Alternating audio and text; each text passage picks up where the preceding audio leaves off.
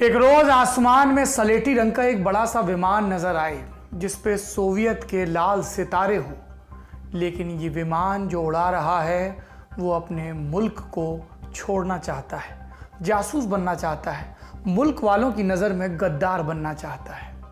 एक विमान जो उसी आसमान में बहुत ऊंचाई में उड़ रहा था, लेकिन तब तक जिस आसमान से जिस ज़मीन की निगहबानी कर रहा था उस ज़मीन के बाशिंदों ने वो मिसाइल बना ली थी जो आसमान में उड़ते उस ऑब्जेक्ट को भेज सके। और उसके बाद एक बड़ा ग्लोबल संकट शुरू होता है, लीपापोती शुरू होती है, बयानबाजी शुरू होती है। एक संधि जो दो सबसे ताकतवर मुल्कों के बीच होती है एक दूसरे का आसमान खोलने के लिए, ताकि वैध ढंग से जासूसी की जा सके। एक संधि जिसके खत्म होने का आज ऐलान हो गया है। नमस्ते, मेरा नाम सौरभ द्विवेदी है और आप ललन टॉप का ग्लोबल न्यूज़ बुलेटिन दुनियादारी देख रहे हैं। इन सब के बारे में बताऊंगा, लेकिन सबसे पहले सुर्खियां। पहली सुर्खी पाकिस्तान से है। यहां लाहौर से कराची आ रहा पाकिस्तान इंटरनेशनल एयरलाइंस का विमान कराची में क्रैश हो गया। विमान के अंदर 99 यात्री और 8 क्रू मेंबर मौजूद थे। दोपहर 2:30 बजे विमान को कराची में लैंड होना था, लेकिन एन लैंडिंग से पहले विमान में तकनीकी गड़बड़ी हुई। फिर ये रडार से गायब हो गया। फिर एयरपोर्ट के पास स्थित जिन्ना ग्राउंड के नज़दीक इसके क्रैश होने की खबर आई। अभी ये खबर डेवलप हो रही है, इसमें और जो भी अपडेट आएंगे वो आपको ललन टॉप पर मिलते रहेंगे। दूसरी सुर्खी हांगकांग से है। चीन यहाँ एक नेशनल सिक्योरिटी लॉ लाने की तैयारी कर रहा है। इसकी मदद से चीन देशद्रोह और अलगाववाद पर सख्ती करने के बहाने हांगकांग की आज़ादी को और कुचलने की कोशिश कर रहा है। अगर ये कानून बन गया तो चीन की सुरक्षा एजेंसियां हांगकांग में अपने ठिकाने खोल सकेंगी। हांगकांग के प्रो चाइना प्रशासन ने इस कानून पर चीन के साथ पूरी तरह सहयोग करने का आश्वासन दिया है, लेकिन वहाँ के लोग इसे मानने के मूड में नहीं लगते। इस कानून को लेकर एक बार फिर यहाँ पर बड़े स्तर पर विरोध प्रदर्शन शुरू होने की आशंका है। 22 मई को भी कई जगहों से प्रदर्शन की खबरें आई। तीसरी सुर्खी साउथ सूडान से है। यहाँ 10 कैबिनेट मंत्री कोरोना पॉजिटिव मिले हैं। ये सभी सरकार की ओर से बनाई गई कोरोना टास्क फोर्स का हिस्सा थे। कुछ रफ्तों के मुताबिक वहाँ के राष्ट्रपति सल्वा कीर को भी कोरोना हो गया है। हालांकि सरकार ने इसकी पुष्टि नहीं की है। इससे पहले उपराष्ट्रपति रीक मचार और उनकी पत्नी को भी कोरोना होने की खबर आई थी। दक्षिण सूडान की कुल आबादी 1 करोड़ 10 लाख। आपको ध्यान है, हमने दुनियादारी के एक एपिसोड में आपको बताया था यहाँ वेंटिलेटर से ज़्यादा उपराष्ट्रपति हैं। देश में 4 वेंटिलेटर और 5 उपराष्ट्रपति। अब बढ़ते हैं सुर्खियों से बड़ी खबर की तरफ। आज शुरुआत एक चोरी से करेंगे, चोरी की कहानी से। चोरी जो बहुत हाई प्रोफाइल थी, जिसे अंजाम दिया एक पायलट ने। वो पायलट जो अब अपने दुश्मन देश का जासूस बनना चाहता था, मगर ये आना दुश्मन देश में खाली हाथ नहीं था। वो अपने साथ ला रहा था एक बेहद रहस्यमय विमान। ये कहानी करीब 44 साल पहले की है। तारीख थी 6 सितंबर 1976। जापान के सुदूर उत्तर में होक्काइडो नाम का एक द्वीप है। यहाँ एक पहाड़ है, माउंट हाकोदाते। इसके नीचे बसे एक शहर ने इसी पहाड़ से अपना नाम पाया। उस दिन, जिस दिन की ये बात है, हाकोदाते के आसमान से बादलों को चीरता एक विमान प्रकट होता है। खूब बड़ा सलेटी रंग का विमान, अलग सा था ये विमान। जापान के पूरे पश्चिमी लोक में किसी ने पहले कभी इस विमान को नहीं देखा था। ये प्लेन कहाँ से आया था? इसका जवाब था विमान पर बने उन लाल सितारों में जो सोवियत संघ के प्रतीक थे। ये सोवियत वायुसेना का एक विमान था जिसे करीब 650 किलोमीटर दूर से उड़ाकर, या कहिए सोवियत से चुराकर जापान लाए थे 29 साल के Victor Ivanovich Benilenko. Victor Soviet air defence force में फ्लाइट लेफ्टिनेंट थे। उन्होंने कहा, मैं डिफेक्ट करना चाहता हूं। गुप्तचर एजेंसियों का जो लोक है, वहां ये डिफेक्ट शब्द खूब समझा जाता है। क्या होते हैं इसके मायने? अपना वतन छोड़कर अपने दुश्मन देश के साथ हो लेना या उसके हितों के लिए काम करना।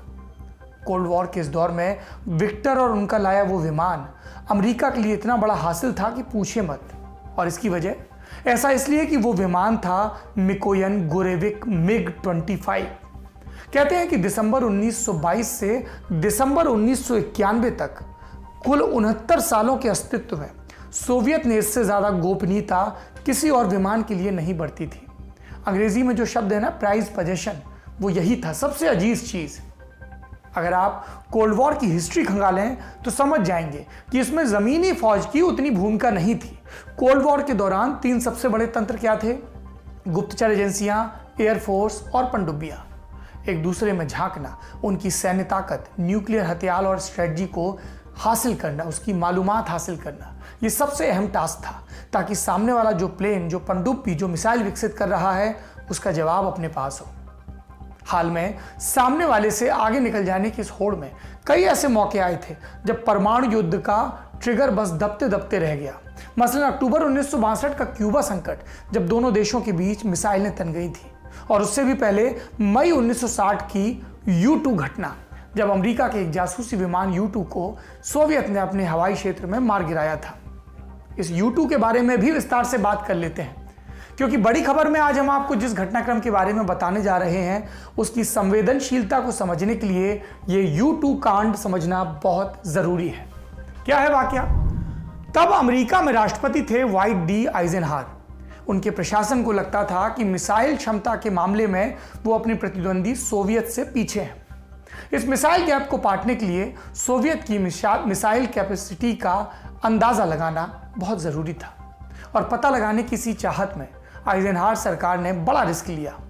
उन्होंने U-2 नाम के एक स्पाई प्लेन को सोवियत के हवाई क्षेत्र में घुसकर सैन्य प्रतिष्ठानों और बाकी मूवमेंट्स की तस्वीर लेने का जिम्मा सौंपा। आप पूछेंगे, खास इन्हीं विमानों की ड्यूटी क्यों लगी? इसलिए कि ये विमान बहुत ऊंचाई पर उड़ सकते थे और इनमें ऐसी तकनीकी थी, इनके सेंसर्स ऐसे थे कि इतनी ऊंचाई पर होने के चलते कोई इन्हें देख नहीं सकता था।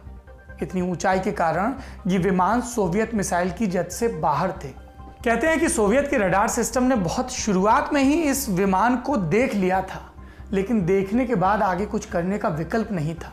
इसे गिराने की कोई तकनीक नहीं थी। ये तकनीक विकसित हुई 1960 में, जब सोवियत ने जमीन से हवा में लंबी दूरी तक वार करने वाली मिसाइल बना ली। और फिर आया 1 मई 1960 का दिन। U-2 फिर से सोवियत के हवाई क्षेत्र में था। पाकिस्तान से शुरू हुआ उसका सफर करीब 6000 किलोमीटर की दूरी तय करके नॉर्वे के उत्तरी तट पर खत्म होना था। बीच में जासूसी करनी थी। दोपहर हो गई, लेकिन U-2 नॉर्वे नहीं पहुंचा। उसका इंतजार कर रहे अमेरिकी अधिकारी नहीं जानते थे कि उनका U-2 सोवियत के काम आ चुका है। सोवियत ने U-2 को गिरा दिया था। साथ साथ विमान उड़ा रहे CIA के पायलट फ्रांसिस गैरी को भी पकड़ लिया। अमेरिका को कुछ नहीं समझ आया, तो उन्होंने 3 मई को एक बयान दिया। क्या कहा? मौसम की रिसर्च से जुड़ा नासा का एक विमान 1 मई से गायब है, उसे उड़ा रहा पायलट भी लापता है। लेकिन लीपापोती की इस भाषा को सोवियत खूब समझता था। 5 मई को सोवियत ने बयान जारी कर सीधे अमेरिका का नाम लिया। शुरू में तो अमेरिका ने पल्ला झाड़ने की कोशिश की, लेकिन सोवियत के दबाव और रंगे हाथों पकड़े जाने के गिल्ट में अमेरिका को थोड़ा सा झुकना पड़ा। घटना के 6 दिन बाद 7 मई 1960 को एक बयान जारी कर अमेरिका ने अपनी गलती कबूली। अमेरिकी स्टेट डिपार्टमेंट द्वारा जारी इस बयान की भाषा बहुत दिलचस्प है। सुनिए इसमें क्या लिखा था। इसमें लिखा था, मालूम पड़ता है कि जानकारियां जुटाने के इरादे से शायद एक गैर हथियारबंद नागरिक विमान U-2 सोवियत हवाई क्षेत्र में दाखिल हुआ था।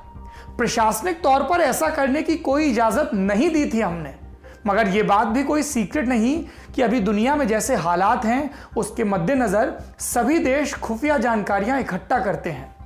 युद्ध खत्म होने के बाद का इतिहास यह भी बताएगा कि इस मामले में सोवियत संघ भी रत्ती भर पीछे नहीं था। यह था बयान। 7 मई को जारी कुल 265 शब्दों के अमेरिकी स्टेट डिपार्टमेंट के इस बयान में आखिरी की 2 लाइनें हमारी आज की खबर से सीधे जुड़ती हैं। क्या हैं दो पंक्तियां? ध्यान से सुनिए। आपसी अविश्वास घटाने और एक दूसरे पर औचक हमले के खतरे से बचाव के लिए सन 1955 में अमेरिका ने ओपन स्काईज का प्रस्ताव दिया था। यह प्रस्ताव तब सोवियत संघ ने ठुकरा दिया था। सरप्राइज अटैक के इसी खतरे के कारण U-2 जैसे बिना हथियारबंद नागरिक विमान पिछले 4 साल से गैर कम्युनिस्ट फ्री वर्ल्ड की सरहदों के पास चक्कर लगा रहे हैं। इन पंक्तियों में मौजूदा रेफरेंस है ओपन स्काईज प्रपोजल, जैसा कि अभी आपने सुना।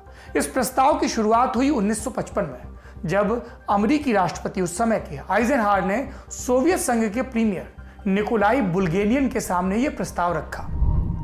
अगर सोवियत संघ इसके लिए राजी हुआ होता तो शायद कोल्ड वॉर का पागलपन कुछ कम होता, लेकिन ऐसा हुआ नहीं। आगे भी कई मौकों पर सोवियत ने यह प्रस्ताव खारिज किया। तो क्या इस पर कभी अमल नहीं हुआ? हुआ। सोवियत संघ का विघटन होने के 3 महीने बाद मार्च 1992 में जब रूस ने ओपन स्काईज ट्रीटी पर दस्तखत किए। क्या था यह समझौता? यह समझौता था एक दूसरे से पारदर्शिता बरतने का। इसके तहत सदस्य देश शॉर्ट नोटिस देकर एक दूसरे की समूची सीमा में हवाई निरीक्षण कर सकते थे। हवाई सर्वे का मकसद क्या था? एक दूसरे की मिलिट्री फोर्स और उनकी गतिविधियों से जुड़ा डेटा जमा करना, यह देखना कि कहीं सामने वाला युद्ध की गुपचुप तैयारी तो नहीं कर रहा। इस औचक हवाई निरीक्षण के लिए जरूरी था कि जांच करने वाला सदस्य देश उस मुल्क को खबर भेजे जिसकी वो जांच करना चाहता है। जिसकी जांच होगी वो कहलाएगा मेजबान देश। जांच करने वाले देश को कम से कम 72 घंटे पहले इस मेजबान देश को सूचित करना होगा और मेजबान देश को 24 घंटे के भीतर इस आग्रह पर जवाब देना होगा। सदस्य देशों के पास सुविधा होगी कि वो चाहें तो निरीक्षण के लिए अपना एयरक्राफ्ट लाएं या फिर मेजबान देश का ही विमान इस्तेमाल करें। और कैसे विमान इस्तेमाल होंगे? ऐसे जिनमें खास तरह के सेंसर्स लगे होंगे। वो सेंसर सैन्य उपकरणों की पहचान कर लेंगे। हर सदस्य राष्ट्र पर शर्त थी कि वो हर साल एक निश्चित संख्या में इन विमानों को अपने यहां आने देगा। किस देश के हिस्से न्यूनतम कितनी जांच करवाने का जिम्मा है, ये संख्या बहुत हद तक उसके भौगोलिक आकार को ध्यान में रखकर तय की गई। यह भी तय हुआ कि पारदर्शिता बनाए रखने के लिए जांच में पाया गया डेटा मेजबान देश के साथ भी साझा किया जाए। हर विमान निरीक्षण के बाद उससे जुड़ी एक मिशन रिपोर्ट सारे सदस्य देशों को दी जाए। वो चाहे तो जांच करने वाले देश को भुगतान करके डिटेल्ड ब्यौरा भी खरीद सकते हैं। इस संधि का मकसद क्या था? कि एक दूसरे पर अविश्वास न हो और युद्ध की आशंका को टाला जा सके।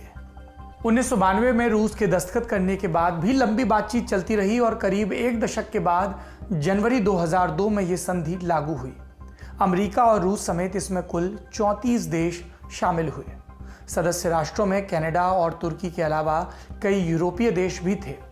इस संधि के तहत 2002 से 2019 के बीच 1500 से ज्यादा हवाई सर्वे किए जा चुके हैं।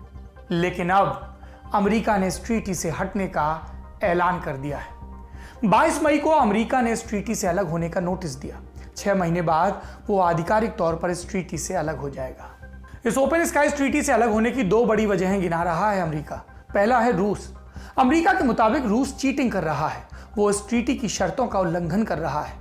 अमेरिका के राष्ट्रपति डोनाल्ड ट्रंप आमतौर पर रूस के खिलाफ कुछ नहीं बोलते, लेकिन 21 मई को उन्होंने कहा कि जब तक रूस इस ट्रीटी को नहीं मानता, अमेरिका इससे बाहर रहेगा। ट्रंप ने यह भी कहा कि मुमकिन है रूस के साथ अलग से कोई संधि करे अमेरिका। और इस घटनाक्रम पर रूस ने क्या कहा? उसने अमेरिका की लगाई तोहमतों को खारिज किया। उसका कहना है कि उसने ट्रीटी का कभी उल्लंघन नहीं किया, बस कुछ तकनीकी दिक्कतें हैं जिन्हें अमेरिका बेमतलब ही ट्रीटी का उल्लंघन बता रहा है। वैसे ये किन उल्लंघनों की बात हो रही है? देखिए, ट्रीटी की अहम शर्त थी कि सभी सदस्य देशों की समूची सीमा हवाई जांच की परिधि में आएगी। लेकिन हालिया बरसों में कई बार ऐसा हुआ जब रूस ने चेकिंग पार्टी को अपने कुछ खास इलाकों से दूर रखा। इन इलाकों में कॉलिनिनग्रेड और जॉर्जिया के नज़दीकी इलाके शामिल हैं। इन इलाकों में रूसी सेना की तगड़ी मौजूदगी है। तो क्या इस वजह से ट्रीटी तोड़ दी जानी चाहिए? जानकारों का कहना है कि इस वजह से ट्रीटी तोड़ना नहीं, बल्कि उसे और मजबूत करना चाहिए, क्योंकि केवल हथियार बनाने और खरीदने से राष्ट्रीय सुरक्षा मुकम्मल नहीं होती। जिन देशों से आपको खतरा है उनसे हथियार नियंत्रण वाले समझौते करना भी राष्ट्रीय सुरक्षा का अहम हिस्सा होता है। अमेरिका एक और वजह गिना रहा है। आपको ध्यान है ना, मैंने कहा था 2 वजह हैं। उसका कहना है कि इस संधि के मार्फत जिस तरह की जांच होती है वो तो उसके पावरफुल सैटेलाइट कर ही सकते हैं, बल्कि ज़्यादा बेहतर कर सकते हैं। फिर इस संधि में बने रहने का फ़ायदा ही क्या? लेकिन जानकारों का कहना है कि अमेरिका के टोही सैटेलाइट इस ट्रीटी की तरह सदस्य देशों के बीच भरोसा नहीं बनाते, न ही अंतर्राष्ट्रीय सहयोग जैसा ज़रूरी मकसद पूरा करते हैं। क्या ट्रीटी से अलग हो जाना समस्या का हल है? जानकार इस बारे में अलग राय रखते हैं। उनका कहना है कि ट्रंप प्रशासन का यह फैसला रूस को सैन्य विस्तार का और मौका और वजहें देगा। यूक्रेन से लेकर सीरिया, लीबिया से लेकर अफगानिस्तान, पुतिन का रूस हर जगह बड़ा खिलाड़ी बन गया है। अगर रूस की निगरानी में ढील आई तो उसकी गतिविधियां और बढ़ जाएंगी। इससे हथियारों की होड़ और अंतर्राष्ट्रीय सुरक्षा भी बढ़ेगी। चिंता बस रूस की नहीं है, अंतर्राष्ट्रीय शांति को एक बड़ा खतरा चीन से भी है। अमेरिका चीन को भी अंतर्राष्ट्रीय सैन्य संधियों की परिधि में लाना चाहता है। ट्रंप प्रशासन चीन के साथ सैन्य समझौते करने की काफी कोशिश कर रहा है, लेकिन चीन दिलचस्पी नहीं ले रहा। इस माहौल में अपने साथी देशों को भरोसे में लिए बिना ट्रंप का इस ट्रीटी से निकल जाना ना अमेरिका के हित में है, ना बाकी दुनिया के हित में। ये था दुनियादारी का आज का एपिसोड। अब बारी है हमारे तारीख सेक्शन की, जहां हम आपको इस दिन के इतिहास से जुड़ी एक घटना बताते हैं। आज तारीख है 22 मई और आज का इतिहास जुड़ा है सीलोन से। हमारा पड़ोसी श्रीलंका, उसका एक पुराना नाम है सिलोन या सीलोन। भारत की तरह सिलोन भी अंग्रेजों का गुलाम था। 1948 में अंग्रेज चले गए, लेकिन सिलोन पूरी तरह आजाद नहीं हुआ। वो अंग्रेजों का डोमिनियन स्टेट बना रहा। डोमिनियन मतलब अधिराज्य। लेकिन यह व्यवस्था भी खत्म हुई 22 मई 1972 को। इस दिन सिलोन एक आजाद सोशलिस्ट रिपब्लिक देश बन गया। उसने सिलोन नाम भी त्याग दिया और अपना प्राचीन नाम श्रीलंका अपना लिया। और इसी नाम के साथ हम हिंदुस्तानियों का सदियों पुराना संबंध है। यह दिन समझिए कि श्रीलंका का गणतंत्र दिवस है, क्योंकि इसी दिन उसने एक नया संविधान अपनाया था। 18 मई 2009, 18 मई भी एक महत्वपूर्ण तारीख है। 18 मई 2009 जब श्रीलंका में करीब 25 सालों से चल रहा गृह युद्ध खत्म हुआ, तब इस 18 मई की तारीख को भी वहां पे बहुत स्पेशल मान लिया गया। लेकिन उससे पहले सारे सरकारी विभाग और मंत्रालय 22 मई को ही अपना रिपब्लिक डे मनाते थे। ये रिपब्लिक डे है, अपने पड़ोसियों का उन्हें बधाइयाँ दीजिए और ये उम्मीद करिए कि वहाँ गणतंत्र की जड़ें और भी गहरी और भी स्वस्थ हों। भारत के पड़ोसी देशों में लोकतंत्र खूब फले फूले। वहाँ के नागरिकों को उनके अधिकार मिलें और नागरिकों की असली भलाई वहाँ के राजनीतिक नेतृत्व के फैसलों में झलके। यही पूरे साउथ एशिया के लिए अच्छा है। दुनियादारी के बारे में आपकी क्या राय है? कमेंट बॉक्स में ज़रूर बताएं। शुक्रिया।